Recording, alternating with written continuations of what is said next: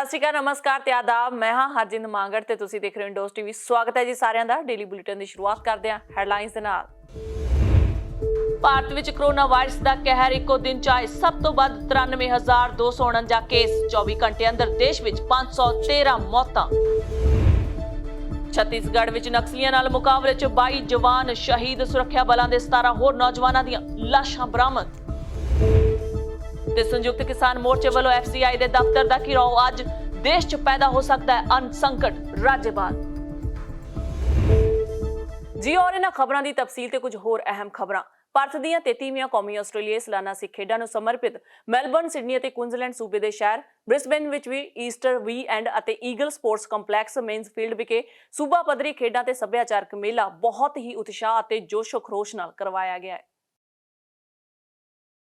ਕੌਮੀ ਖੇਡ ਕਮੇਟੀ ਦੇ ਪ੍ਰਧਾਨ ਸਰਬਜੋਤ ਸਿੰਘ ਢਿੱਲੋਂ, ਮਨਜੀਤ ਬੋਪਾਰਾਏ, ਕੌਮੀ ਸੱਭਿਆਚਾਰਕ ਕਮੇਟੀ ਦੇ ਨੁਮਾਇੰਦੇ ਅਤੇ ਕੁਇਨਜ਼ਲੈਂਡ ਸੂਬਾਈ ਕਮੇਟੀ ਦੇ ਪ੍ਰਧਾਨ ਹੈਪੀ ਧਾਮੀ, ਰੌਕੀ ਪੁੱਲਰ, ਜਗਦੀਪ ਸਿੰਘ ਪਿੰਡਰ, ਗੁਰਜੀਤ ਸਿੰਘ ਤੇ ਰਣਦੀਪ ਸਿੰਘ ਜੌਲ ਨੇ ਜਾਣਕਾਰੀ ਦਿੰਦਿਆਂ ਦੱਸਿਆ ਕਿ ਇਸ ਖੇਡ ਮੇਲੇ ਵਿੱਚ ਫੁੱਟਬਾਲ, ਵਾਲੀਬਾਲ, ਕ੍ਰਿਕਟ, ਰੱਸਾਕਸ਼ੀ ਆਦਿ ਖੇਡਾਂ ਦੀਆਂ ਟੀਮਾਂ ਨੇ ਖਿਡਾਰੀਆਂ ਨੇ ਹੁਮ-ਹੁਮਾ ਕੇ ਭਾਗ ਲਿਆ। ਫੁੱਟਬਾਲ ਦੇ ਮੁੰਡਿਆਂ ਦੇ ਫਾਈਨਲ ਮੁਕਾਬਲੇ ਵਿੱਚ ਬ੍ਰਿਸਬੇਨ ਪੰਜਾਬੀ ਕਮਿਊਨਿਟੀ ਕਲੱਬ ਜੇਤੂ ਤੇ ਪੰਜਾਬੀ ਯੂਨਾਈਟਿਡ ਬ੍ਰਿਸਬੇਨ ਦੀ ਟੀਮ ਉਪ ਜੇਤੂ ਅਤੇ ਕੁੜੀਆਂ ਦੇ ਫੁੱਟਬਾਲ ਮੁਕਾਬਲੇ ਵਿੱਚ ਜੇਤੂ New Farm Punjabi sports club ਅਤੇ ਉਪ ਜੇਤੂ ਬ੍ਰਿਸਬੇਨ ਯੂਥ ਸਪੋਰਟਸ ਕਲੱਬ ਰਿਹਾ। ਵਾਲੀਬਾਲ ਦੇ ਫਾਈਨਲ ਮੈਚ ਮੁਕਾਬਲੇ ਵਿੱਚ ਸਿੰਘ ਸਪਾਈਕਰਸ ਦੀ ਟੀਮ ਨੇ Indian culture and sports club ਦੀ ਟੀਮ ਨੂੰ ਹਰਾ ਕੇ ਪਹਿਲਾ ਸਥਾਨ ਹਾਸਲ ਕੀਤਾ। ਪ੍ਰਬੰਧਕਾਂ ਵੱਲੋਂ ਜਿੱਤਣ ਵਾਲੀਆਂ ਟੀਮਾਂ ਨੂੰ ਦਿਲ ਖਿੱਚਵੇਂ ਇਨਾਮ ਦੇ ਕੇ ਸਨਮਾਨਿਤ ਵੀ ਕੀਤਾ ਗਿਆ। ਇਸ ਮੌਕੇ ਗੁਰਜੀਤ ਸਿੰਘ ਬੈਂਸ ਦੀ ਅਗਵਾਈ 'ਚ ਹੋਏ ਸਿੱਖ ਫੋਰਮ ਦੌਰਾਨ ਪੰਜਾਬੀ ਹਿਤੈਸ਼ੀਆਂ ਵੱਲੋਂ ਮਾਂ ਬੋਲੀ ਪੰਜਾਬੀ ਦੇ ਪਸਾਰ, ਸੱਭਿਆਚਾਰਕ ਸਾਂਝ ਅਤੇ ਭਵਿੱਖੀ ਗਤੀਵਿਧੀਆਂ ਦਾ ਚਿੰਤਨ ਕੀਤਾ ਗਿਆ। ਪ੍ਰਬੰਧਕਾਂ ਵੱਲੋਂ ਕੁਇਨਜ਼ਲੈਂਡ ਸੂਬੇ ਦੀਆਂ 1992 ਦੀ ਪਹਿਲੀ ਸਿੱਖ ਖੇਡ ਕਮੇਟੀ ਨੂੰ ਵਿਸ਼ੇਸ਼ ਤੌਰ ਤੇ ਸਨਮਾਨਿਤ ਕੀਤਾ ਗਿਆ। ਇਸ ਮੌਕੇ ਗੀਤ ਸੰਗੀਤ, ਗਿੱਧਾ, ਭੰਗੜਾ ਅਤੇ ਸੱਭਿਆਚਾਰਕ ਵੰਨਗੀਆਂ ਵੀ ਪੇਸ਼ ਕੀਤੀਆਂ ਗਈਆਂ। ਖੇਡ ਮੇਲੇ ਵਿੱਚ ਦਸਤਾਰ ਸਜਾਉਣ ਦੇ ਮੁਕਾਬਲੇ ਅਤੇ ਬੱਚਿਆਂ ਦੀਆਂ ਖੇਡਾਂ ਦੇ ਬਹੁਤ ਸੱਭਿਅਕ ਗੀਤ ਤੇ ਡਾਂਸ ਵੰਨਗੀਆਂ ਦੀ ਵਿਸ਼ੇਸ਼ ਤੌਰ ਤੇ ਖਿੱਚ ਦਾ ਕੇਂਦਰ ਰਹੇ। ਇਸ ਮੌਕੇ ਬ੍ਰਿਸਬੇਨ ਦੇ ਸਮੂਹ ਗੁਰਦੁਆਰਾ ਸਾਹਿਬਾਨਾਂ ਵੱਲੋਂ ਸੰਗਤਾਂ ਲਈ ਗੁਰੂ ਕਾ ਅਤੁੱਟ ਲੰਗਰ ਵਰਤਾਇਆ ਗਿਆ। ਗੁਰੂ ਦੀਆਂ ਲਾਡਲੀਆਂ ਫੌਜਾਂ ਵੱਲੋਂ ਗੱਤਕੇ ਦੇ ਜੌਹਰ ਦਿਖਾਏ ਗਏ। ਪੰਜਾਬੀ ਭਾਸ਼ਾ ਫੋਰਮ ਵੱਲੋਂ ਕਿਤਾਬਾਂ ਦਾ ਸਟਾਲ ਵੀ ਲਗਾਇਆ ਗਿਆ। ਸੱਭਿਆਚਾਰਕ ਮੇਲੇ ਦਾ ਮੰਚ ਸੰਚਾਲਨ ਰਣਦੀਪ ਸਿੰਘ ਜੌਲ ਤੇ ਸ਼ਰੂਤੀ ਪੱਡਾ ਵੱਲੋਂ ਬਖੂਬੀ ਕੀਤਾ ਗਿਆ। ਇਸ ਖੇਡ ਤੇ ਸੱਭਿਆਚਾਰਕ ਮੇਲੇ ਪ੍ਰਤੀ ਲੋਕਾਂ 'ਚ ਬਹੁਤ ਹੀ ਉਤਸ਼ਾਹ ਪਾਇਆ ਗਿਆ। ਇੰਡੋਜ਼ ਟੀਵੀ ਟੀਮ ਵੱਲੋਂ ਲਗਾਤਾਰ 2 ਦਿਨ ਇਸ ਖੇਡ ਮੇਲੇ ਦੀ ਰੌਣਕ ਨੂੰ ਦਰਸ਼ਕਾਂ ਤੱਕ ਲਾਈਵ ਪਹੁੰਚਾਇਆ ਗਿਆ। ਤੇ ਅੱਜ ਐਡੀਲੇਡ ਵਿੱਚ ਇੱਕ ਦਿਨਾ ਖੇਡ ਆਯੋਜਿਤ ਕੀਤੀਆਂ ਗਈਆਂ ਨੇ। ਐਡੀਲੇਡ ਵਿੱਚ ਕਿਹੋ ਜਿਹਾ ਮਾਹੌਲ ਹੈ, ਕਿਹੜੀਆਂ ਖੇਡਾਂ ਕਰਵਾਈਆਂ ਜਾ ਰਹੀਆਂ ਨੇ, ਜ਼ਿਆਦਾ ਜਾਣਕਾਰੀ ਲਈ ਗੱਲ ਕਰਦੇ ਹਾਂ ਸੀਨੀਅਰ ਜਰਨਲਿਸਟ ਮਿੰਟੂ ਬਰਾੜ, ਜੋ ਕਿ ਇਸ ਸਮੇਂ ਖੇਡ ਮੈਦਾਨ ਦੇ ਵਿੱਚ ਮੌਜੂਦ ਨੇ। ਮਿੰਟੂ ਬਰਾੜ ਜੀ, ਬਹੁਤ-ਬਹੁਤ ਸਵਾਗਤ ਹੈ ਜੀ ਤੁਹਾਡਾ ਇੰਡੋਜ਼ ਟੀਵੀ ਤੇ। ਬਹੁਤ ਮਿਹਰਬਾਨੀ ਹਰਜਨ, ਤੇ ਨਾਲ ਹੀ ਸਾਰੇ ਇੰਡੋਜ਼ ਦੇਖਣ ਵਾਲੇ ਸਰੋਤਿਆਂ ਨੂੰ, ਦਰਸ਼ਕਾਂ ਨੂੰ ਪਿਆਰ ਭਰੀ ਸਤਿ ਸ਼੍ਰੀ ਅਕਾਲ ਜੀ। ਤੇ ਬਹੁਤ ਵਧੀਆ ਦਿਨ ਲੱਗਿਆ ਹੋਇਆ ਜੀ ਅੱਜ ਐਡੀਲੇਡ ਦੇ ਵਿੱਚ, ਨਾ ਗਰਮੀ ਨਾ ਸਰਦੀ, ਤੇ ਬੜੇ ਜ਼ੋਰਾਂ ਸ਼ੋਰਾਂ ਤੇ 33ਵੀਂ ਆਸਟ੍ਰੇਲੀਅਨ ਸਿੱਖ ਖੇਡਾਂ ਦੇ ਜਿਹੜੀ ਸਪੋਰਟ ਦੇ ਵਿੱਚ ਸਟੇਟ ਵਾਈਜ਼ ਜਿਹੜੀਆਂ ਖੇਡਾਂ ਐਤਕੀ ਹੋਣੀਆਂ ਸਨ, ਉਹ ਖੇਡਾਂ ਕਰਾਈਆਂ ਜਾ ਰਹੀਆਂ ਅੱਜ। ਤੇ ਐਡੀਲੇਡ ਦੇ ਵਿੱਚ ਇੱਕ ਦਿਨ ਇਹ ਮੇਲਾ ਸਾਰਾ ਜੀ। ਅੱਛਾ, ਸੋ ਕਿਹੜੀ ਵੰਨਗੀ ਦੀਆਂ ਖੇਡਾਂ ਕਰਵਾਈਆਂ ਜਾ ਰਹੀਆਂ ਨੇ?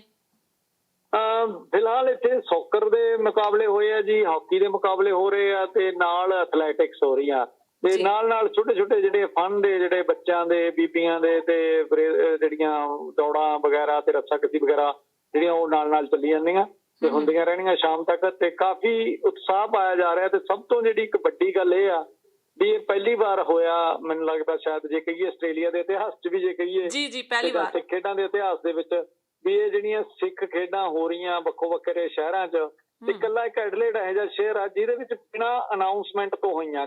ਹਰ ਬੰਦਾ ਅੱਜ ਹੈਰਾਨ ਆ, ਸਾਨੂੰ ਕਹਿ ਰਿਹਾ ਵੀ ਇਹ ਕੀ ਹੋ ਗਿਆ, ਕਿਸੇ ਨੂੰ ਪਤਾ ਹੀ ਨਹੀਂ ਵੀ ਸਿੱਖ ਖੇਡਾਂ ਸੀ ਅੱਜ। ਤੇ ਇਹਨਾਂ ਨੂੰ, ਮੈਂ ਤਾਂ ਇਹਨਾਂ ਨੂੰ ਇੱਕ ਕਮੇਟੀ ਦਾ ਮੈਂਬਰ ਹੋਣਾ, ਕਿਉਂਕਿ ਮੈਂ ਸੈਕਟਰੀ ਹਾਂ ਲੋਕਲ ਜਿਹੜੀ ਕਮੇਟੀ ਦਾ, ਤੇ ਮੈਂ ਤਾਂ ਉਦੋਂ ਨਾਮ ਵੀ, ਜਦੋਂ ਸਾਰੀ ਸਾਡੀ ਮੀਟਿੰਗ ਹੋਈ, ਪਲਾਨਿੰਗ ਹੋਈ, ਤੇ ਸਾਨੂੰ ਜਿਹੜੇ ਇੱਕ ਇਹ ਜਿਹਾ ਮਾਹੌਲ ਬਣਾਉਣਾ ਪਿਆ ਜਿਹਦੇ ਵਿੱਚ ਵੀ ਇੱਕ ਮੇਲਾ ਪਹਿਲਾਂ ਲੱਗ ਰਿਹਾ ਸੀ, ਤੇ ਕੁਝ ਇੱਕ ਜਿਹੜੀ ਕੋਵਿਡ ਦੀਆਂ ਰਿਸਟ੍ਰਿਕਸ਼ਨਾਂ ਸੀ, ਸਾਰੀਆਂ ਚੀਜ਼ਾਂ ਨੂੰ ਮੱਦੇਨਜ਼ਰ ਰੱਖਦੇ ਹੋਏ ਅਸੀਂ ਇਹ ਸੋਚਿਆ ਵੀ ਅਸੀਂ ਘੱਟ ਤੋਂ ਘੱਟ ਕਰਨਾ ਗਾ। ਤੇ ਇੱਕ ਬੱਚਿਆਂ ਦਾ ਹੌਸਲਾ ਵਧਾਉਣਾ, ਜਿੰਨੇ ਵੀ ਸਪੋਰਟਸ ਪਰਸਨ ਆ ਸਿਰਫ ਉਹ ਸੱਦਣੇ ਆ ਤੇ ਉਹਨਾਂ ਦੇ ਪੇਰੈਂਟਸ ਆ ਜਾਣਗੇ, ਤਾਂ ਇਹਦੇ ਨਾਲ ਵੀ ਇਕੱਠ ਵੀ ਸਾਡੇ ਕੰਟਰੋਲ 'ਚ ਰਹਿ ਜਾਊਗਾ, ਤੇ ਆਪਾਂ ਜਿਹੜਾ ਮਕਸਦ ਵੀ ਹੱਲ ਕਰ ਲਾਂਗੇ। ਤਾਂ ਫਿਰ ਮੈਂ ਉਸ ਦਿਨ ਨਾਂ ਦਿੱਤਾ ਸੀ ਇਹਨਾਂ ਖੇਡਾਂ ਨੂੰ ਸੀਕ੍ਰੇਟ ਸਿੱਖ ਗੇਮਸ। ਅੱਛਾ ਜੀ। ਤਾਂ ਇਹ ਐਡੀਲੇਡ ਦੀਆਂ ਸੀਕ੍ਰੇਟ ਸਿੱਖ ਗੇਮਾਂ ਜੀ ਅੱਜ ਹੋ ਰਹੀਆਂ ਜਿਹੜੀਆਂ, ਤੇ ਉਹਦੇ ਵਿੱਚ ਪਰ ਫਿਰ ਵੀ ਸਾਨੂੰ ਬੜੀ ਖੁਸ਼ੀ ਆ ਇਹਨਾਂ ਖੇਡਾਂ ਦੇ ਵਿੱਚ ਭਰਵਾਂ ਦਾ ਇਕੱਠ ਹੋ ਗਿਆ। ਤੇ ਬਹੁਤ ਸੋਹਣੇ ਮੈਚ ਹੋ ਰਹੇ ਆ ਤੇ ਜਿਹਦੇ ਚ ਅਸੀਂ ਖਾਸ ਕਰਕੇ ਜਿਹੜਾ ਟਾਰਗੇਟ ਆ ਬੱਚਿਆਂ ਨੂੰ ਕੀਤਾ ਹੋਇਆ, ਜਿਹੜੀ ਆਉਣ ਵਾਲੀ ਜਨਰੇਸ਼ਨ ਨੂੰ ਕੀਤਾ ਹੋਇਆ ਵੀ ਉਹਨਾਂ ਨੂੰ ਇੱਕ ਸਰਟੀਫਿਕੇਟ ਦੇ ਕੇ ਤੋਰੀਏ, ਉਹਨਾਂ ਨੂੰ ਪਤਾ ਲੱਗੇ ਵੀ ਅਸੀਂ ਸਿੱਖ ਖੇਡਾਂ ਦੇ ਵਿੱਚ ਹਿੱਸਾ ਪਾ ਕੇ ਆਏ ਆ ਤੇ ਆਉਣ ਵਾਲੇ ਦਿਨਾਂ ਦੇ ਵਿੱਚ ਉਹ ਵੀ ਕੁਛ ਨਾ ਕੁਛ ਜਿਹੜਾ ਕਰਨ ਆਸਟ੍ਰੇਲੀਆ ਲਈ ਸਿੱਖ ਖੇਡਾਂ ਲਈ ਕੁਛ ਨਾ ਕੁਛ ਕਰਨ। ਜੀ ਜੀ 33ਵੀਆਂ ਸਿੱਖ ਖੇਡਾਂ ਦੇ ਸੰਦਰਭ ਦੇ ਵਿੱਚ ਹੀ ਮੈਲਬਰਨ, ਬ੍ਰਿਸਬੇਨ ਤੇ ਵਿਕਟੋਰੀਆ, ਨਾਲ ਹੀ ਆਪਾਂ ਜੇਕਰ ਗੱਲ ਕਰੀਏ ਨਿਊ ਸਾਊਥ ਵੇਲਜ਼ ਦੀ ਤੇ ਪਰਥ ਦੀ, ਉੱਥੇ ਬਹੁਤ ਹੀ ਚੰਗੀਆਂ ਗੇਮਸ ਜਿਹੜੀਆਂ ਆਯੋਜਿਤ ਕੀਤੀਆਂ ਗਈਆਂ ਤੇ ਨੇਪਰੇ ਚੜੀਆਂ, ਨਾਲ ਹੀ ਸੱਭਿਆਚਾਰਕ ਗਤੀਵਿਧੀਆਂ ਕਰਵਾਈਆਂ ਗਈਆਂ ਸੀ। ਸੋ ਕੀ ਐਡੀਲੇਡ ਦੇ ਵਿੱਚ ਵੀ ਸੱਭਿਆਚਾਰਕ ਗਤੀਵਿਧੀਆਂ ਹੋ ਰਹੀਆਂ ਨੇ, ਜਿਵੇਂ ਕਿ ਤੁਸੀਂ ਦੱਸਿਆ ਕਿ ਸੀਕ੍ਰੇਟ ਗੇਮਸ ਨੇ, ਸੋ ਦਰਸ਼ਕਾਂ ਨੂੰ ਇਸ ਬਾਰੇ ਜਾਣਕਾਰੀ ਦਿਓ। ਬਿਲਕੁਲ ਜੀ, ਦੇਖੋ ਬਿਨਾਂ ਕਿਸੇ ਨੂੰ ਦੱਸੇ ਤੇ ਇੰਨਾ ਇਕੱਠ ਹੋ ਜਾਣਾ ਤਾਂ ਇਹ ਸਿੱਖ ਖੇਡਾਂ ਦੀ ਇੱਕ ਕਿਸਮ ਦੀ ਮੈਂ ਇਹੀ ਕਹੂੰਗਾ ਵੀ ਸਿੱਖ ਖੇਡਾਂ ਦੀ ਇੱਕ ਮਹਿਮਾ ਪ੍ਰਾਪਤੀ ਹੈ ਜੀ। ਜਿਹਦੇ ਬਿਨਾਂ ਇੰਨਾ ਕਿਸੇ ਨੂੰ ਦੱਸੇ ਫਿਰ ਵੀ ਅਸੀਂ ਇਕੱਠ ਕਰਨ ਦੇ ਵਿੱਚ ਕਾਮਯਾਬ ਹੋਏ ਆ ਤੇ ਸਾਡੀ ਕੋਸ਼ਿਸ਼ ਹੈ ਜੀ ਆਉਣ ਵਾਲੇ ਦਿਨਾਂ ਦੇ ਵਿੱਚ ਜਿਹੜੇ ਬੱਚਿਆਂ ਨੂੰ ਵੱਧ ਤੋਂ ਵੱਧ ਉਤਸ਼ਾਹਿਤ ਕਰਕੇ ਤੇ ਅਗਲੀਆਂ ਜਿਹੜੀਆਂ ਸਿੱਖ ਖੇਡਾਂ 3 ਸਾਲਾਂ ਬਾਅਦ ਹੋਣੀਆਂ ਉਹਨਾਂ ਲਈ ਅਸੀਂ ਪ੍ਰਪੇਅਰ ਕਰੀਏ। ਜੀ ਜੀ ਸੋ ਕੋਵਿਡ ਕਰਕੇ ਜਿਹੜਾ ਤੁਸੀਂ ਦੱਸਿਆ ਵੀ ਪ੍ਰਭਾਵ ਅਸਰ ਜਿਹੜਾ ਹੈਗਾ ਦਰਸ਼ਕਾਂ ਦੇ ਉੱਤੇ ਦਿਖਾਈ ਦਿੱਤਾ, ਕਿ ਦਰਸ਼ਕ ਉਸੇ ਤਰ੍ਹਾਂ ਹੀ ਜੋਸ਼ੋ ਜਖਰੋਸ਼ ਦੇ ਨਾਲ ਆ ਰਹੇ ਨੇ ਪਾਰਟਿਸਿਪੇਟ ਕਰਨ? ਬਿਲਕੁਲ ਜੀ, ਕੋਵਿਡ ਦਾ ਪ੍ਰਭਾਵ ਜਿਹੜਾ ਸਾਡੇ ਸਾਊਥ ਆਸਟ੍ਰੇਲੀਆ ਦੇ ਵਿੱਚ ਨਹੀਂ ਹੈ ਇਸ ਟਾਈਮ, ਕੋਵਿਡ ਦੀ ਕੋਈ ਐਡੀ ਪ੍ਰੋਬਲਮ ਨਹੀਂ ਹੈ। ਸਾਨੂੰ ਜਿਹੜੀ ਪ੍ਰੋਬਲਮ ਆ ਉਹ ਅਸੀਂ ਤੁਹਾਨੂੰ ਦੱਸਿਆ ਵੀ ਅਸੀਂ ਇੱਕ ਬਰਾਬਰ 2 ਦਿਨ ਪਹਿਲਾਂ ਮੇਲਾ ਹੋਣਾ ਸੀ ਤੇ ਅਸੀਂ ਨਹੀਂ ਚਾਹੁੰਦੇ ਸੀ ਕੋਈ ਮਿਕਸ ਅਪ ਹੋਵੇ ਤੇ ਇਸ ਲਈ ਅਸੀਂ ਜਿਹੜਾ ਇਹਨਾਂ ਨੂੰ ਸੀਕ੍ਰੇਟ ਰੱਖਿਆ ਸੀ। ਨਾ ਕਿ ਅਸੀਂ ਇਸ ਲਈ ਰੱਖਿਆ ਸੀ ਵੀ ਕੋਵਿਡ ਕਰਕੇ, ਪਰ ਜਿਨ੍ਹਾਂ ਨੂੰ ਵੀ ਪਤਾ ਲੱਗਿਆ ਜਾਂ ਜਿਹੜੇ ਵੀ ਪੇਰੈਂਟਸ ਆਪਣੇ ਬੱਚਿਆਂ ਨੂੰ ਲੈ ਕੇ ਆਏ ਆ ਉਹ ਬੜੇ ਚੰਗੀ ਪੱਧਰ ਦੇ ਉੱਤੇ ਆਏ ਆ ਜੀ ਤੇ ਬੜੇ ਚਾਅ ਨਾਲ ਆਏ ਆ ਤੇ ਕੋਵਿਡ ਦਾ ਕਿਤੇ ਵੀ ਕੋਈ ਰੰਗ ਨਹੀਂ ਹੈ ਜੀ। ਜੀ ਜੀ ਜੀ ਸੋ ਇੱਕਦਮ ਹੀ ਡਿਸੀਜਨ ਲਿਆ ਸੀਗਾ ਐਡੀਲੇਡ ਦੇ ਵਿੱਚ ਗੇਮਸ ਕਰਵਾਉਣ ਦਾ, ਜਾਂ ਪਹਿਲਾਂ ਕੋਈ ਪਲੈਨਿੰਗ ਸੀ? ਕਿਉਂਕਿ ਸਿਡਨੀ ਹੋ ਗਿਆ, ਮੈਲਬਰਨ ਹੋ ਗਿਆ, ਪਰਥ ਹੋ ਗਿਆ ਜਾਂ ਬ੍ਰਿਸਬੇਨ ਹੋ ਗਿਆ, ਇਹ 2-2 3-3 ਦਿਨਾਂ ਦੇ ਵਿੱਚ ਖੇਡਾਂ ਜਿਹੜੀਆਂ ਆਯੋਜਿਤ ਕੀਤੀਆਂ ਗਈਆਂ ਸੀ ਨਾ, ਸੋ ਐਡੀਲੇਡ ਦੇ ਵਿੱਚ ਸਿਰਫ ਇੱਕ ਦਿਨ ਲਈ ਗੇਮ ਆਯੋਜਿਤ ਕੀਤੀ ਗਈ ਹੈ। ਬਿਲਕੁਲ ਜੀ, ਸਾਡੇ ਹਾਲਾਤ ਹੀ ਕੁਝ ਇਹੋ ਜਿਹੇ ਬਣ ਗਏ ਸੀ ਵੀ ਜਿਨ੍ਹਾਂ 'ਚ ਅਸੀਂ 3 ਦਿਨਾਂ ਦੀਆਂ ਜਾਂ 2 ਦਿਨਾਂ ਦੀਆਂ ਕਰਾ ਨਹੀਂ ਸਕਦੇ ਸੀ ਖੇਡਾਂ ਤੇ ਸਾਨੂੰ ਅਸੀਂ 1 ਦਿਨ ਦੀ ਕਰਾ ਸਕਦੇ ਸੀ। ਇਸ ਲਈ ਅਸੀਂ 15 ਦਿਨ ਪਹਿਲਾਂ ਡਿਸੀਜਨ ਲਿਆ ਤੇ ਅਸੀਂ ਇਸ ਦੇ ਫਿਰ ਇਹੀ ਨਤੀਜੇ ਤੇ ਪਹੁੰਚੇ ਵੀ ਇਹ ਗੇਮਾਂ ਦੇ ਵਿੱਚ ਆਪਾਂ ਜਿਹੜਾ ਇੱਕ ਸੱਭਿਆਚਾਰਕ ਪ੍ਰੋਗਰਾਮ ਹੁੰਦੇ ਆ, ਇਕੱਠ-ਬੱਠ ਹੁੰਦਾ, ਉਹਦੇ ਨਾਲੋਂ ਬਿਹਤਰ ਆ ਬੱਚਿਆਂ ਦੀ ਹੌਸਲਾ ਅਫਜ਼ਾਈ ਕਰੀਏ। ਸੋ ਅਸੀਂ ਬੱਚਿਆਂ ਦੀ ਹੌਸਲਾ ਅਫਜ਼ਾਈ ਲਈ ਇਹ ਗੇਮਾਂ ਕਰਵਾ ਰਹੇ ਹਾਂ ਜੀ ਤੇ ਆਉਣ ਵਾਲੇ ਦਿਨਾਂ 'ਚ ਉਮੀਦ ਆ ਵੀ ਸਾਨੂੰ ਜਿਹੜੀਆਂ ਇਹਨਾਂ ਦੇ ਨਤੀਜੇ ਵੀ ਮਿਲਣਗੇ। ਜਿਹੜੇ ਬੱਚੇ ਅੱਜ ਮੈਡਲ ਲੈ ਕੇ ਜਾਣਗੇ ਜਾਂ ਕੋਈ ਸਰਟੀਫਿਕੇਟ ਲੈ ਕੇ ਜਾਣਗੇ, ਉਹਨਾਂ ਦੇ ਮਨ ਦੇ ਵਿੱਚ ਕਿਤੇ ਨਾ ਕਿਤੇ ਤਾਂ ਸਪੋਰਟਸ ਦੀ ਜਿਹੜੀ ਕੋਈ ਚਿੰਨ੍ਹ ਲੱਗੂਗੀ ਤੇ ਉਮੀਦ ਆ 2 ਸਾਲਾਂ ਬਾਅਦ ਜਿਹੜੀਆਂ ਸਾਡੀਆਂ ਸਿੱਖ ਖੇਡਾਂ ਹੋਣਗੀਆਂ ਤੇ ਉਹਨਾਂ ਦੇ ਵਿੱਚ ਇਹ ਬੱਚੇ ਵੱਧ ਚੜ੍ਹ ਕੇ ਹਿੱਸਾ ਲੈਣਗੇ। ਜੀ ਬਹੁਤ ਬਹੁਤ ਸ਼ੁਕਰੀਆ ਸਾਰੀ ਜਾਣਕਾਰੀ ਲਈ ਮਿੰਟੂ ਬਰਾੜ ਜੀ। ਇੰਡੋਜ਼ ਟੀਵੀ ਦੇਖਣ ਵਾਲੇ ਸਾਰੇ ਦਰਸ਼ਕਾਂ ਦਾ ਮੇਰੇ ਵੱਲੋਂ ਵੀ ਪਿਆਰ ਭਰੀ ਸਤਿ ਸ਼੍ਰੀ ਅਕਾਲ ਤੇ ਮਿਲਦੇ ਹਾਂ ਜੀ ਕਿਸੇ ਅਗਲੇ ਸ਼ੋਅ 'ਚ। Thank you. ਬਿਲਕੁਲ ਜੀ, ਧੰਨਵਾਦ ਜੀ, ਮਿਹਰਬਾਨੀ।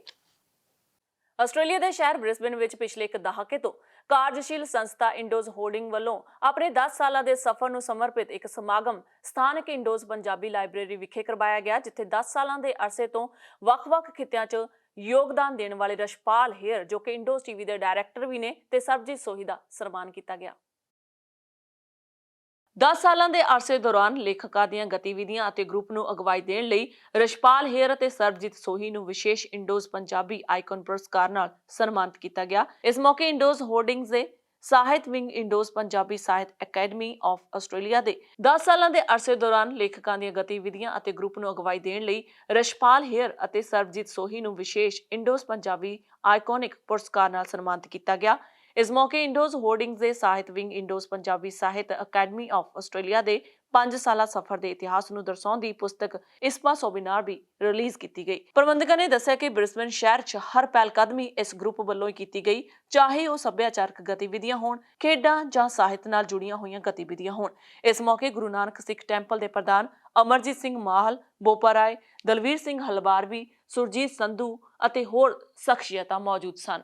ਖੇਤੀ ਕਾਨੂੰਨਾਂ ਨੂੰ ਰੱਦ ਕਰਵਾਉਣ ਲਈ 4 ਮਹੀਨੇ ਤੋਂ ਵੱਧ ਸਮੇਂ ਤੋਂ ਦ੍ਰਿੜਤਾ ਨਾਲ ਕੇਂਦਰ ਸਰਕਾਰ ਖਿਲਾਫ ਦਿੱਲੀ ਦੀਆਂ ਬਰੂਹਾਂ ਮੱਲੀ ਬੈਠੇ ਕਿਸਾਨਾਂ ਦੀ ਅਗਵਾਈ ਕਰ ਰਹੇ ਸੰਯੁਕਤ ਕਿਸਾਨ ਮੋਰਚੇ ਵੱਲੋਂ 5 ਅਪ੍ਰੈਲ ਨੂੰ ਦੇਸ਼ ਭਰ ਵਿੱਚ ਫੂਡ ਕਾਰਪੋਰੇਸ਼ਨ ਆਫ ਇੰਡੀਆ ਨੂੰ ਕਮਜ਼ੋਰ ਕਰਕੇ ਕਾਰਪੋਰੇਟ ਸੈਕਟਰ ਨੂੰ ਖੇਤੀ ਖੇਤਰ ਵਿੱਚ ਦਾਖਲ ਕਰਨ ਦੀ ਕੇਂਦਰ ਸਰਕਾਰ ਦੀ ਨੀਤੀ ਖਿਲਾਫ ਦੇਸ਼ ਭਰ ਵਿੱਚ ਧਰਨੇ ਦਿੱਤੇ ਜਾ ਰਹੇ ਨੇ।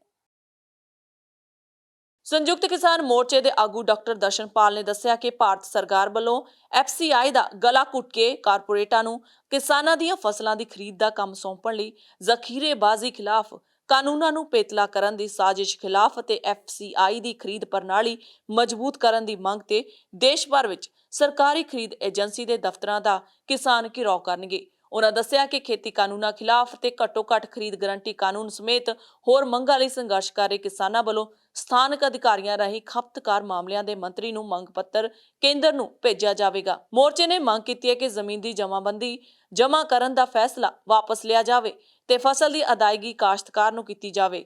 ਕਿਸਾਨਾਂ ਨੂੰ ਸਿੱਧੇ ਬੈਂਕ ਖਾਤੇ 'ਚ ਅਦਾਇਗੀ ਵਾਲੇ ਪ੍ਰਬੰਧ ਹਾਲ ਦੀ ਘੜੀ ਵਾਪਸ ਲਏ ਜਾਣ, ਕਿਉਂਕਿ ਕਾਹਲੀ ਵਿੱਚ ਇਹ ਪ੍ਰਬੰਧ ਲਾਗੂ ਕਰਨ ਨਾਲ ਗੁੰਝਲਦਾਰ ਸਮੱਸਿਆਵਾਂ ਪੈਦਾ ਹੋ ਸਕਦੀਆਂ ਨੇ। ਉਹਨਾਂ ਮੰਗ ਦੁਹਰਾਈ ਹੈ ਕਿ ਘੱਟੋ-ਘੱਟ ਖਰੀਦ ਕੀਮਤ ਤੇ ਜਿਣਸਾਂ ਖਰੀਦੀਆਂ ਜਾਣ ਤੇ MSP ਤੋਂ ਹੇਠਾਂ ਫਸਲ ਖਰੀਦਣ ਵਾਲਿਆਂ ਖਿਲਾਫ ਸਖਤ ਕਾਰਵਾਈ ਕੀਤੀ ਜਾਵੇ। FCI ਨੂੰ ਬਣਦਾ ਬਜਟ ਦਿੱਤਾ ਜਾਵੇ। ਫਾਜ਼ਿਲਕਾ ਵਿੱਚ ਸੰਯੁਕਤ ਕਿਸਾਨ ਮੋਰਚੇ ਵੱਲੋਂ ਅਨਾਜ ਮੰਡੀ 'ਚ 3 ਨਵੇਂ ਖੇਤੀ ਕਾਨੂੰਨਾਂ ਖਿਲਾਫ ਕਿਸਾਨ ਮਹਾਰੈਲੀ ਕੀਤੀ ਗਈ। ਇਸ ਮੌਕੇ ਕਿਸਾਨ ਆਗੂ ਬਲਬੀਰ ਸਿੰਘ ਰਾਜੇਵਾਲ ਨੇ ਕਿਹਾ ਕਿ ਜੇਕਰ ਮੋਦੀ ਸਰਕਾਰ ਨੇ ਤਿੰਨੇ ਕਾਲੇ ਕਾਨੂੰਨ ਜਲਦੀ ਵਾਪਸ ਨਾ ਲਏ ਤਾਂ ਪੂਰੇ ਦੇਸ਼ ਵਿੱਚ ਅੰਨ ਸੰਕਟ ਪੈਦਾ ਹੋ ਜਾਵੇਗਾ। ਕਿਉਂਕਿ ਪਿਛਲੇ ਕਰੀਬ 6 ਮਹੀਨਿਆਂ ਤੋਂ ਦੇਸ਼ ਭਰ ਦੇ ਕਿਸਾਨ ਦਿੱਲੀ ਦੀਆਂ ਹੱਦਾਂ ਤੇ ਸੰਘਰਸ਼ ਕਰ ਰਹੇ ਨੇ, ਪਰ ਕੇਂਦਰ ਸਰਕਾਰ ਉਹਨਾਂ ਦੀ ਗੱਲ ਸੁਣਨ ਦੀ ਥਾਂ ਉਹਨਾਂ ਦੇ ਸੰਘਰਸ਼ ਨੂੰ ਫੇਲ ਕਰਨ ਦੀ ਯੋਜਨਾਵਾਂ ਬਣਾ ਰਹੀ ਹੈ। ਕਿਸਾਨ ਆਗੂ ਰੁਲਦੂ ਸਿੰਘ ਮਾਨਸਾ ਨੇ ਕਿਹਾ ਕਿ ਸਾਲ 2014 ਤੋਂ ਸੱਤਾ ਵਿੱਚ ਪਹਿਲੀ ਵਾਰ ਆਉਣ ਤੋਂ ਬਾਅਦ ਕੇਂਦਰ ਸਰਕਾਰ ਨੇ ਕਈ ਕਾਨੂੰਨ ਲਾਗੂ ਕੀਤੇ ਹਨ ਜੋ ਕਾਫੀ ਵਿਰੋਧ ਦੇ ਬਾਵਜੂਦ ਰੱਦ ਨਹੀਂ ਕੀਤੇ ਗਏ, ਪਰ ਇਹ ਖੇਤੀ ਕਾਨੂੰਨ ਸਰਕਾਰ ਨੂੰ ਰੱਦ ਕਰਨੇ ਹੀ ਪੈਣਗੇ। ਦਿੱਲੀ ਪੁਲਿਸ ਵੱਲੋਂ ਗ੍ਰਿਫਤਾਰ ਕੀਤੇ ਦੀਪ ਸਿੱਧੂ ਬਾਰੇ ਕਿਸਾਨ ਨੇਤਾਵਾਂ ਨੇ ਕਿਹਾ ਕਿ ਜੇਕਰ ਉਹ ਪੰਜਾਬ ਵਿੱਚ ਆ ਜਾਂਦਾ ਹੈ ਤਾਂ ਦਿੱਲੀ ਪੁਲਿਸ ਉਸ ਨੂੰ ਹੱਥ ਵੀ ਨਹੀਂ ਲਗਾ ਸਕਦੀ। ਭਾਰਤ ਵਿੱਚ ਪਿਛਲੇ 24 ਘੰਟਿਆਂ ਵਿੱਚ ਕੋਰੋਨਾ ਵਾਇਰਸ ਦੇ 93,250 ਤੋਂ ਵੱਧ ਕੇਸ ਸਾਹਮਣੇ ਆਏ ਨੇ। ਮੌਜੂਦਾ ਸਾਲ ਵਿੱਚ ਇੱਕ ਦਿਨ ਸਾਹਮਣੇ ਆਉਣ ਵਾਲੇ ਨਵੇਂ ਕੇਸਾਂ ਦਾ ਇਹ ਸਭ ਤੋਂ ਵੱਡਾ ਅੰਕੜਾ ਹੈ। ਇਸ ਤੋਂ ਪਹਿਲਾਂ ਪਿਛਲੇ ਸਾਲ 19 ਸਤੰਬਰ ਨੂੰ ਇੱਕ ਦਿਨ ਵਿੱਚ ਸਭ ਤੋਂ ਵੱਧ 93,337 ਕੇਸ ਸਾਹਮਣੇ ਆਏ ਸਨ। ਪਿਛਲੇ ਦਿਨ ਸਾਹਮਣੇ ਆਏ ਨਵੇਂ ਕੇਸਾਂ ਨਾਲ ਦੇਸ਼ ਵਿੱਚ ਕੁੱਲ ਕੇਸਾਂ ਦੀ ਗਿਣਤੀ ਵੱਧ ਕੇ 1,24,85,509 ਤੇ ਪਹੁੰਚ ਗਈ ਹੈ। ਇਸ ਤੋਂ ਇਲਾਵਾ ਦੇਸ਼ ਭਰ ਵਿੱਚ ਪਿਛਲੇ 24 ਘੰਟਿਆਂ 'ਚ ਕੋਰੋਨਾ ਵਾਇਰਸ ਕਾਰਨ 513 ਮਰੀਜ਼ਾਂ ਦੀ ਮੌਤ ਹੋ ਗਈ, ਜਿਸ ਨਾਲ ਦੇਸ਼ ਵਿੱਚ ਹੁਣ ਤੱਕ ਇਸ ਮਹਾਮਾਰੀ ਕਾਰਨ ਹੋਈਆਂ ਮੌਤਾਂ ਦੀ ਕੁੱਲ ਗਿਣਤੀ ਵੱਧ ਕੇ 1,64,623 ਹੋ ਗਈ ਹੈ। ਸਿਹਤ ਵਿਭਾਗ ਵੱਲੋਂ ਸਵੇਰੇ ਜਾਰੀ ਕੀਤੇ ਅੰਕੜਿਆਂ ਅਨੁਸਾਰ ਅੱਜ ਲਗਾਤਾਰ 25ਵੇਂ ਦਿਨ ਵੀ ਕੇਸਾਂ ਦੀ ਗਿਣਤੀ 'ਚ ਭਾਰੀ ਵਾਧਾ ਜਾਰੀ ਰਿਹਾ ਹੈ। ਨਵੇਂ ਕੇਸਾਂ ਦੀ ਗਿਣਤੀ ਵਧਣ ਨਾਲ ਦੇਸ਼ ਵਿੱਚ ਕੁੱਲ ਐਕਟਿਵ ਕੇਸਾਂ ਦੀ ਗਿਣਤੀ ਵੱਧ ਕੇ 6,91,597 ਹੋ ਗਈ ਹੈ, ਜੋ ਕੁੱਲ ਕੇਸਾਂ ਦਾ 5.54% ਹੈ। ਇਸ ਤੋਂ ਇਲਾਵਾ ਮਰੀਜ਼ਾਂ ਦੇ ਠੀਕ ਹੋਣ ਦੀ ਦਰ ਘਟ ਕੇ 93.14% ਦੇ ਪਹੁੰਚ ਗਈ ਹੈ। ਇਸ ਤੋਂ ਪਹਿਲਾਂ ਸਭ ਤੋਂ ਘੱਟ 1,35,926 ਐਕਟਿਵ ਕੇਸ 12 ਫਰਵਰੀ ਨੂੰ ਸਨ, ਜੋ ਕੁੱਲ ਕੇਸਾਂ ਦਾ ਸਿਰਫ 1.25% ਸਨ। ਹੁਣ ਤੱਕ ਠੀਕ ਹੋਣ ਵਾਲੇ ਮਰੀਜ਼ਾਂ ਦੀ ਗਿਣਤੀ 1,16,29,299 ਤੇ ਪਹੁੰਚ ਗਈ ਹੈ, ਜਦਕਿ ਮਹਾਮਾਰੀ ਕਾਰਨ ਹੋਣ ਵਾਲੀਆਂ ਮੌਤਾਂ ਦੀ ਦਰ 1.32% ਹੈ। ਭਾਰਤੀ ਮੈਡੀਕਲ ਖੋਜ ਕੌਂਸਲ ਅਨੁਸਾਰ 3 ਅਪ੍ਰੈਲ ਨੂੰ 11,66,716 ਸੈਂਪਲਾਂ ਦੀ ਕੀਤੀ ਗਈ ਜਾਂਚ ਸਣੇ ਹੁਣ ਤੱਕ ਕੁੱਲ 24,81,25,908 ਸੈਂਪਲਾਂ ਦੀ ਜਾਂਚ ਕੀਤੀ ਜਾ ਚੁੱਕੀ ਹੈ। ਕੇਂਦਰੀ ਸਿਹਤ ਮੰਤਰਾਲੇ ਅਨੁਸਾਰ ਦੇਸ਼ ਭਰ ਵਿੱਚ ਸਾਹਮਣੇ ਆ ਰਹੇ ਨਵੇਂ ਕੇਸਾਂ ਦੀ ਗਿਣਤੀ 'ਚ ਹਿੱਸੇਦਾਰੀ ਵਜੋਂ ਮਹਾਰਾਸ਼ਟਰ ਤੇ ਪੰਜਾਬ ਸਭ ਤੋਂ ਪ੍ਰਭਾਵਿਤ ਰਾਜਾਂ ਵਿੱਚ ਸ਼ਾਮਲ ਨੇ। ਇਹ ਦੋਵੇਂ ਰਾਜ ਹੁਣ ਤੱਕ ਸਾਹਮਣੇ ਆਏ ਨਵੇਂ ਕੇਸਾਂ ਦੇ ਮਾਮਲੇ 'ਚ ਸਭ ਤੋਂ ਅੱਗੇ ਨੇ। 31 ਮਾਰਚ ਨੂੰ ਮਹਾਰਾਸ਼ਟਰ ਵਿੱਚ ਪਿਛਲੇ 2 ਹਫ਼ਤਿਆਂ ਵਿੱਚ 4,26,108 ਨਵੇਂ ਕੇਸ ਸਾਹਮਣੇ ਆਏ ਨੇ। ਇਸ ਸਮੇਂ ਦੌਰਾਨ ਪੰਜਾਬ ਵਿੱਚ 35,754 ਨਵੇਂ ਕੇਸ ਸਾਹਮਣੇ ਆਏ ਨੇ। 31 ਮਾਰਚ ਨੂੰ ਸਾਹਮਣੇ ਆਏ ਅੰਕੜਿਆਂ ਅਨੁਸਾਰ ਉਸ ਤੋਂ ਪਹਿਲਾਂ 2 ਹਫ਼ਤੇ ਵਿੱਚ ਦੇਸ਼ ਭਰ ਵਿੱਚ ਕੋਰੋਨਾ ਕਾਰਨ ਹੋਈਆਂ ਮੌਤਾਂ ਦੀ ਗਿਣਤੀ ਵਿੱਚ ਮਹਾਰਾਸ਼ਟਰ ਤੇ ਪੰਜਾਬ ਦੀ 60% ਹਿੱਸੇਦਾਰੀ ਰਹੀ। ਦੇਸ਼ ਭਰ ਵਿੱਚ ਸਾਹਮਣੇ ਆਏ 93,249 ਕੇਸਾਂ ਵਿੱਚੋਂ 80.96% ਮਾਮਲੇ ਸਿਰਫ 8 ਰਾਜਾਂ 'ਚ ਸਾਹਮਣੇ ਆਏ ਨੇ, ਜਿਨ੍ਹਾਂ ਵਿੱਚ ਮਹਾਰਾਸ਼ਟਰ, ਛੱਤੀਸਗੜ੍ਹ, ਕਰਨਾਟਕ, ਦਿੱਲੀ, ਤਾਮਿਲਨਾਡੂ, ਉੱਤਰ ਪ੍ਰਦੇਸ਼, ਮੱਧ ਪ੍ਰਦੇਸ਼ ਤੇ ਗੁਜਰਾਤ ਸ਼ਾਮਲ ਨੇ। ਦੇਸ਼ ਭਰ ਦੇ ਕੁੱਲ ਕੇਸਾਂ ਵਿੱਚ 76.41% ਕੇਸ ਮਹਾਰਾਸ਼ਟਰ, ਕਰਨਾਟਕ, ਛੱਤੀਸਗੜ੍ਹ, ਕੇਰਲ ਤੇ ਪੰਜਾਬ ਵਿੱਚੋਂ ਨੇ। ਸਿਹਤ ਮੰਤਰਾਲੇ ਅਨੁਸਾਰ 11 ਰਾਜਾਂ ਮਹਾਰਾਸ਼ਟਰ, ਪੰਜਾਬ, ਕਰਨਾਟਕ, ਕੇਰਲ, ਛੱਤੀਸਗੜ੍ਹ, ਚੰਡੀਗੜ੍ਹ, ਗੁਜਰਾਤ, ਮੱਧ ਪ੍ਰਦੇਸ਼, ਤਾਮਿਲਨਾਡੂ, ਦਿੱਲੀ ਤੇ ਹਰਿਆਣਾ ਵਿੱਚ ਵਾਧੀ ਰੋਜ਼ਾਨਾ ਤੇ ਕੇਸਾਂ ਦੀ ਗਿਣਤੀ ਹੁੰਦੀਆਂ ਮੌਤਾਂ ਦੇ ਮੱਦੇਨਜ਼ਰ ਇਹਨਾਂ 11 ਰਾਜਾਂ ਤੇ ਯੂਟੀਜ਼ ਨੂੰ ਗੰਭੀਰ ਚਿੰਤਾ ਕਰਨ ਵਾਲੇ ਰਾਜਾਂ ਦੇ ਵਰਗ ਵਿੱਚ ਰੱਖਿਆ ਗਿਆ ਹੈ। 31 ਮਾਰਚ ਨੂੰ ਜਾਰੀ ਅੰਕੜਿਆਂ ਅਨੁਸਾਰ ਪਿਛਲੇ 14 ਦਿਨਾਂ ਵਿੱਚ ਸਾਹਮਣੇ ਆਏ ਨਵੇਂ ਕੇਸਾਂ 'ਚ 90% ਕੇਸ ਇਹਨਾਂ ਰਾਜਾਂ 'ਚੋਂ ਸਨ ਅਤੇ ਪਿਛਲੇ 14 ਦਿਨਾਂ ਵਿੱਚ ਹੋਈਆਂ ਮੌਤਾਂ 'ਚ 90.5% ਮੌਤਾਂ ਇਹਨਾਂ ਰਾਜਾਂ 'ਚ ਹੋਈਆਂ ਨੇ। ਛੱਤੀਸਗੜ੍ਹ ਦੇ ਨਕਸਲ ਪ੍ਰਭਾਵਿਤ ਬੀਜਾਪੁਰ ਤੇ ਸਕਮਾ ਜ਼ਿਲ੍ਹੇ ਦੀ ਹੱਦ ਤੇ ਹੋਏ ਮੁਕਾਬਲਿਆਂ 'ਚ ਸੁਰੱਖਿਆ ਬਲਾਂ ਦੇ 22 ਜਵਾਨ ਸ਼ਹੀਦ ਹੋ ਗਏ ਨੇ। ਸੁਰੱਖਿਆ ਬਲਾਂ ਨੇ ਲਾਪਤਾ 17 ਨੌਜਵਾਨਾਂ ਦੀਆਂ ਲਾਸ਼ਾਂ ਬਰਾਮਦ ਕੀਤੀਆਂ ਨੇ। ਸੂਬੇ ਦੇ ਸੀਨੀਅਰ ਪੁਲਿਸ ਅਧਿਕਾਰੀਆਂ ਨੇ ਦੱਸਿਆ ਕਿ ਘਟਨਾ ਵਾਲੀ ਥਾਂ ਤੋਂ ਲਾਪਤਾ 17 ਜਵਾਨਾਂ ਦੀਆਂ ਲਾਸ਼ਾਂ ਬਰਾਮਦ ਕੀਤੀਆਂ ਗਈਆਂ ਨੇ। ਜਾਣਕਾਰੀ ਅਨੁਸਾਰ ਬੀਤੇ ਦਿਨ ਸੁਕਮਾ ਜ਼ਿਲ੍ਹੇ ਦੇ ਜਗਰਗੁੰਡਾ ਥਾਣੇ ਅਧੀਨ ਪੈਂਦੇ ਜੋਨਾਗੁੜਾ ਪਿੰਡ ਨੇੜੇ ਸੁਰੱਖਿਆ ਬਲਾਂ ਅਤੇ ਨਕਸਲੀਆਂ ਵਿਚਾਲੇ ਹੋਏ ਮੁਕਾਬਲੇ ਵਿੱਚ 5 ਜਵਾਨਾਂ ਦੇ ਸ਼ਹੀਦ ਹੋਣ ਤੇ 30 ਹੋਰ ਦੇ ਜ਼ਖਮੀ ਹੋਣ ਦੀ ਜਾਣਕਾਰੀ ਮਿਲੀ ਸੀ। ਅਧਿਕਾਰੀਆਂ ਨੇ ਦੱਸਿਆ ਕਿ ਸ਼ਹੀਦ ਜਵਾਨਾਂ 'ਚੋਂ 2 ਦੀਆਂ ਲਾਸ਼ਾਂ ਸੁਰੱਖਿਆ ਬਲਾਂ ਨੇ ਬਰਾਮਦ ਕਰ ਲਈਆਂ ਸਨ ਤੇ 3 ਹੋਰ ਨੌਜਵਾਨਾਂ ਦੀਆਂ ਲਾਸ਼ਾਂ ਕੈਂਪ 'ਚ ਨਹੀਂ ਲਿਆਂਦੀਆਂ ਜਾ ਸਕੀਆਂ ਸਨ। ਉੱਥੇ ਹੀ ਇਸ ਘਟਨਾ ਦੌਰਾਨ 18 ਹੋਰ ਨੌਜਵਾਨਾਂ ਦੇ ਲਾਪਤਾ ਹੋਣ ਦੀ ਜਾਣਕਾਰੀ ਮਿਲੀ ਸੀ। ਸੁਰੱਖਿਆ ਬਲਾਂ ਦੇ ਕੁਝ ਹਥਿਆਰ ਵੀ ਗੁੰਮ ਹੋਣ ਦੀ ਜਾਣਕਾਰੀ ਮਿਲੀ ਸੀ। ਉਹਨਾਂ ਦੱਸਿਆ ਕਿ ਸ਼ਹੀਦ ਜਵਾਨਾਂ 'ਚ CRPF ਕੋਬਰਾ, ਜ਼ਿਲ੍ਹਾ ਰਿਜ਼ਰਵ ਗਾਰਡ ਦੇ ਜਵਾਨ ਸ਼ਾਮਲ ਨੇ। ਉਹਨਾਂ ਦੱਸਿਆ ਕਿ ਲਾਪਤਾ ਜਵਾਨਾਂ ਦੀ ਭਾਲ 'ਚ ਸੁਰੱਖਿਆ ਬਲ ਰਵਾਨਾ ਕੀਤੇ ਗਏ ਸਨ। ਸੁਰੱਖਿਆ ਬਲਾਂ ਨੇ ਬੀਤੇ ਦਿਨ ਸ਼ਹੀਦ ਹੋਏ 3 ਜਵਾਨਾਂ ਅਤੇ 17 ਹੋਰ ਜਵਾਨਾਂ ਦੀਆਂ ਲਾਸ਼ਾਂ ਬਰਾਮਦ ਕਰ ਲਈਆਂ ਨੇ। ਉਹਨਾਂ ਦੱਸਿਆ ਕਿ ਇੱਕ ਜਵਾਨ ਦੀ ਭਾਲ ਕੀਤੀ ਜਾ ਰਹੀ ਹੈ। ਹੁਣ ਤੱਕ ਇਸ ਘਟਨਾ 'ਚੋਂ 22 ਜਵਾਨ ਸ਼ਹੀਦ ਹੋ ਗਏ ਨੇ। ਨਵੇਂ ਤੇ ਤਾਜ਼ਾ ਖਬਰਾਂ ਲਈ ਦੇਖਦੇ ਰਹੋ ਇੰਡੋਜ਼ ਟੀਵੀ ਆਸਟ੍ਰੇਲੀਆ। ਇਜਾਜ਼ਤ ਦਿਓ। ਧੰਨਵਾਦ।